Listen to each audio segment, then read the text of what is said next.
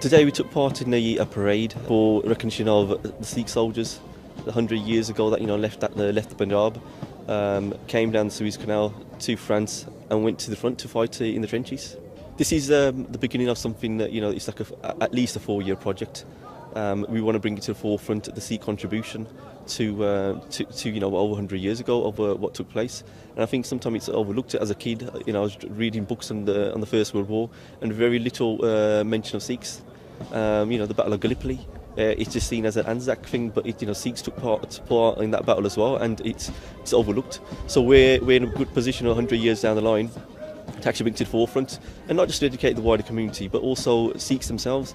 We're very proud, and we say we're the warrior nation, but what does that actually mean? We like to say that we're the warriors race, but we want to educate our Sikhs as well to say, hold up, this is what happened 100 years ago. This is the starting point. Although we've been training over 16 months. This is actually where it starts now. We're looking at going abroad as well to send that message to the wider community, in Europe as well. Little thing I like to mention is that in France, for instance, the turbans banned.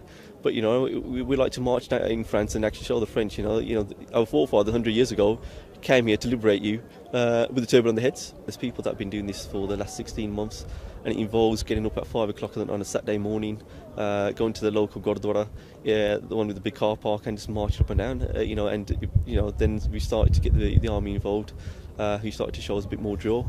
And it hasn't been that long since we've done the rifle drill, so it was a pleasure to do that today as well. People took pride in knowing the history that will change people's aspects on life on itself as well. I think it's very important to know your roots, because that's what builds you. It's like a tree, isn't it? You need your strong, firm roots to actually flourish, and that's what we're here to do.